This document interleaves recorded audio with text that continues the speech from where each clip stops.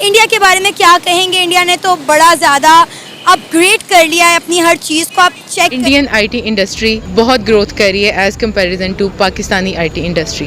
What do you think, क्या difference है, क्यों डिफरेंस है, क्या? वहाँ इंडिया का सबसे बड़ा आईटी हब बनाया जा रहा है लखनऊ में। इसके अलावा उनकी पार्लियामेंट ने मंजूरी दी है कि वहाँ पर एक रिसर्च फंडिंग सेंटर बनाया जाएगा हर इंडियन की साइंटिफिक नॉलेज को बूस्ट करने के लिए, बढ़ाने के लिए। तो आई थिंक हम इंडिया से काफ़ी पीछे हैं इस वजह से, क्योंकि अगर हम टेक्नोलॉजी वाइज देखें और इसके आईटी सेक्टर के उस पर देखें, मुझे लगता है हम अभी काफ़ी पीछे हैं। हमें जय हिंद दोस्तों, भारत इंफॉर्मेशन टेक्नोलॉजी यानी कि आईटी के मामले में आज पूरी दुनिया में नंबर 1 पर है। और भारत ने इस फील्ड में कितनी ज्यादा तेजी से विकास किया है, ये बात तो आप सिर्फ इसी चीज से समझ सकते हो कि जो दुनिया की टॉप 5 आईटी कंपनियां हैं उस लिस्ट में 3 से 4 कंपनियां तो केवल भारत की ही आती हैं। बीइंग अ पाकिस्तानी, आपको क्या लगता है कि पाकिस्तान का आईटी सेक्टर कहाँ जा रहा है कंपैरेटिवली इंडियाज आईटी सेक्टर?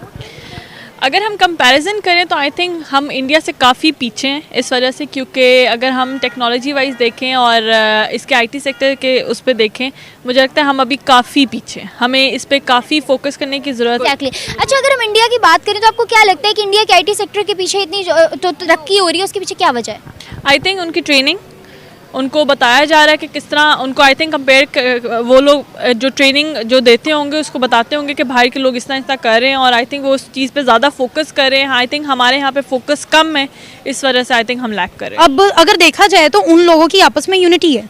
उन लोगों के पास अगर कोई ऐसा इंसान निकल रहा है, उनके स्टूडेंट्स हैं, उनको वो ट्रेन कर रहे हैं, एजुकेशन सिस्टम है उनका वो स्ट्रॉन्ग है, वो ट्रेन कर रहे हैं बच्चों को। उसके अलावा अगर उनके पास हम फील्ड देख लें, उनके पास ज़्यादा वसाइल है, तो ये चीज़ें सारी इफेक्ट करती हैं। उनके पास इलेक्ट्रॉनिक्स है, मशीनरी है, ये सारी चीज़ें हैं। तो उसके सबसे बड़ी बात है, उन्हें पता है कि उन्होंने अपने जो उनके पास टैलेंट है उस टैलेंट को उन्होंने अपने पास रखना है और अपने ही मुल्क के लिए उन्होंने यूज़ करना है। अब दरअसल हाल ही में उत्तर प्रदेश सरकार की तरफ से ये खबर निकल कर आई है कि योगी सरकार उत्तर प्रदेश की राजधानी लखनऊ में पूरे भारत का सबसे बड़ा आईटी हब बनाने वाली है। और ये केवल उत्तर प्रदेश ही नहीं बल्कि पूरे भारत के लिए एक बहुत ही अच्छी खबर है, क्योंकि आज भारत जिस मुकाम पर है उसमें इंफॉर्मेशन टेक्नोलॉजी यानी कि आईटी का एक बहुत ही बड़ा योगदान है। और जो भारतीय शहर आज आईटी हब बन चुके हैं, वहां के लोगों के लाइफस्टाइल में तो परिवर्तन आया ही है, साथ ही साथ उनके पास रोजगार के नए नए अवसर भी उत्पन्न हुए हैं। अब उत्तर प्रदेश में योगी सरकार इस आईटी हब को टोटल 40 एकड़ के एरिया में बनाने वाली है और इस पूरे आईटी हब को 3 भागों में बांट दिया जाएगा। इस आईटी हब के पहले भाग में 11.47 एकड़ में एक आईटी पार्क बनाया जाएगा, जिसमें कंपनियां वगैरह अपना बिजनेस करेंगी और अपने ऑफिसेज वगैरह खोलेंगी। और इसके दूसरे भाग में 7.4 एकड़ का एक बिजनेस पार्क बनाया जाएगा, जिससे कि देश विदेश की बड़ी बड़ी कंपनियां अपने बड़े बड़े प्रोजेक्ट को कंप्लीट करने के लिए काम में लेंगी और ओवरऑल वो यहीं से अपना पूरा बिजनेस करेंगी और अच्छा खासा रेवेन्यू जनरेट करेंगी। और इसके तीसरे और आखिरी भाग में 6.9 एकड़ में इंटरनेशनल इंक्यूबेशन फैसिलिटी सेंटर बनाया जाएगा, जिसमें देश विदेश की बड़ी बड़ी आईटी, फाइनेंस और रिसर्च एंड डेवलपमेंट कंपनियां यहाँ पर आएंगी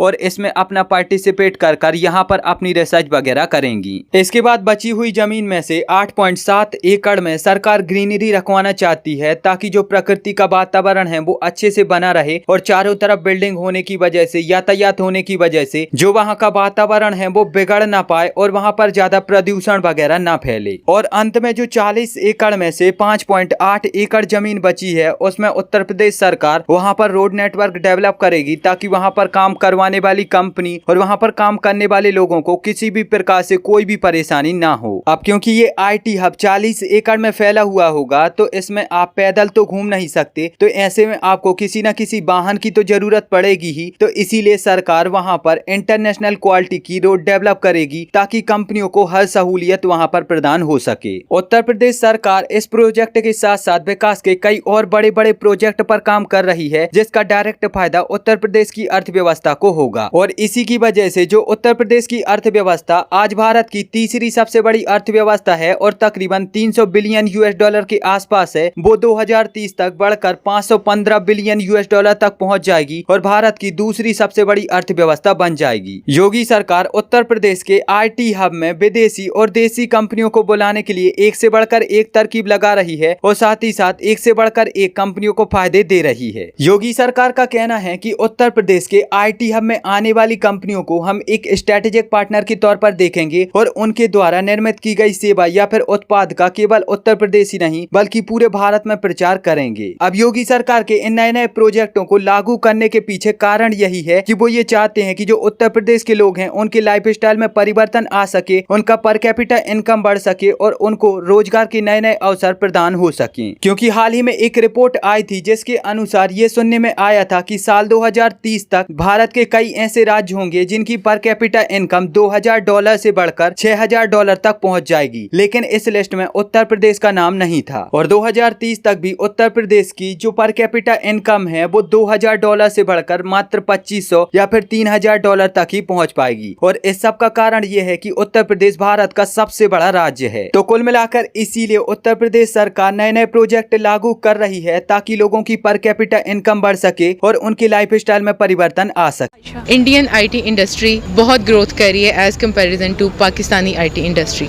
व्हाट डू यू थिंक, क्या डिफरेंस है, क्यों डिफरेंस है, क्या उसकी वजह हो सकती है? सबसे मेन डिफरेंस तो यही है ना कि हमारी गवर्नमेंट जो है वो इस पे ज़्यादा नोटिस नहीं ले रही, क्योंकि हमारे जो स्टूडेंट्स हैं वो मोस्टली ये होता है कि उनको तवज्जो ये सारा जो है ना ये गवर्नमेंट पे है कि वो जो है वो एजुकेशन सिस्टम स्ट्रॉन्ग करे और स्टूडेंट्स को जो है वो बड़ा इक्वल राइट्स दे, चाहे वो अमीर है चाहे वो गरीब है, उनको इक्वल राइट्स मिलें ताकि हर बच्चा जो है ना वो आगे। अगर फैक्ट्स पे देखा जाए तो हम उनसे बहुत पीछे हैं, मतलब हम पीछे, हमें इस पे काम करना चाहिए। इस पे काम करना चाहिए और गवर्नमेंट को इस पे बहुत ज़्यादा काम करना चाहिए। जी बिल्कुल, उनकी एजुकेशन बहुत हाई है हम लोगों से।